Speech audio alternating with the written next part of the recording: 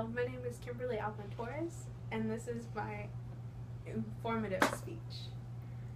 Today I will be talking about Simon and Garfunkel.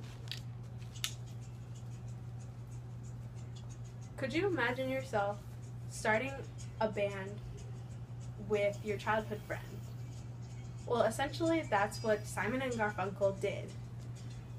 Simon and Garfunkel were friends since kindergarten, and they became a hit in 1957 when at first, instead of being called Simon and Garfunkel, they were called Tom and Jerry. When they were the band Tom and Jerry, they created the hit Hey Schoolgirl, and Hey Schoolgirl made it all the way to the top 50.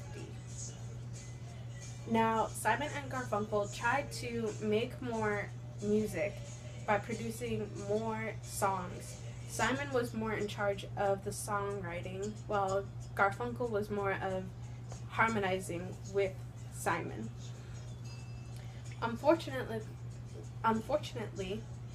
Simon and Garfunkel could not make a second big hit after Hey Schoolgirl and decided to split and do their own lives. When they were in the middle of the split, Simon had gone off to England and had met a woman and decided to stay in England for as long as he could. It wasn't until 1964 when Garfunkel approached Simon once again and told him to come and sign with Columbia Records, and so they did.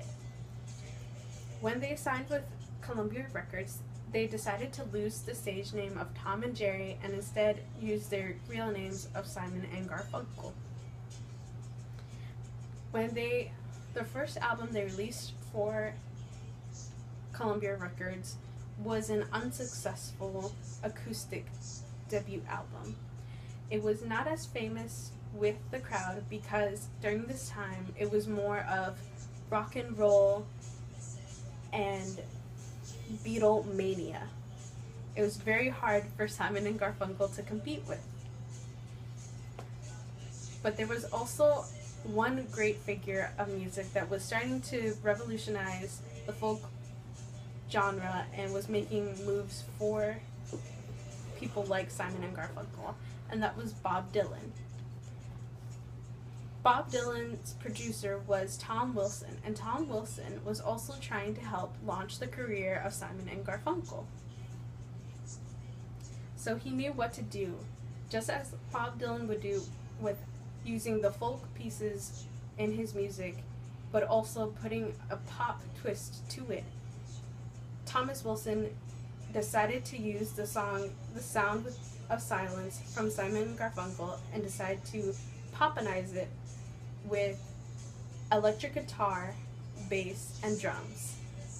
This proved to be a great hit with the people of the 60s and reached all the way to number 1. At first, Simon and Garfunkel were not too keen to, instead of being just folk genre and move into folk pop, but Simon and Garfunkel were convinced that if they wanted to launch their careers, they should gain into this more folk poppy sound. With this, they decided to make another album, which was called Parsley, Sage, Rosemary, and Thyme, in 1966. This album decided to stayed around for quite a while and was quite a hit during the time. Then in 1967, Simon and Garfunkel made more of a hit with being approached to produce the soundtrack of The Graduate, a drama comedy of a college student who has a conflict of he is in love with Mrs. Robinson, an old lover of his who is older, but also falls in love with the daughter of Mrs. Robinson. Now, it was only keen enough to have Simon and Garfunkel to do the song. With The Sound of Silence, it is an iconic scene in music cinema at the very end when it is used in the context of the conclusion of the movie. What also was a major hit in this movie was Mrs. Robinson, which was also the song playing in the background. Mrs. Robinson is a song that also led to the use of the term Mrs. Robinson, which, if you did not know, is when you can say an older woman is going for a younger man. In 1968, Simon and Garfunkel produced their album Bookends. In Bookends, it had some of the old pieces that they had done, but also with some new material. Although Mrs. Robinson was used in The Graduate, it was mostly the featured hit in the Bookends album. And it stayed number one for most of the late 60s. In 1969, the duo decided they would still be touring together, but they would also at the same time explore into creatively different things. Simon would go off to still pursue more of his songwriting and to make more music, while Garfunkel, on the other hand, would go and try to be more of an actor. Although Simon also would dabble into the acting scene. In 1970, the duo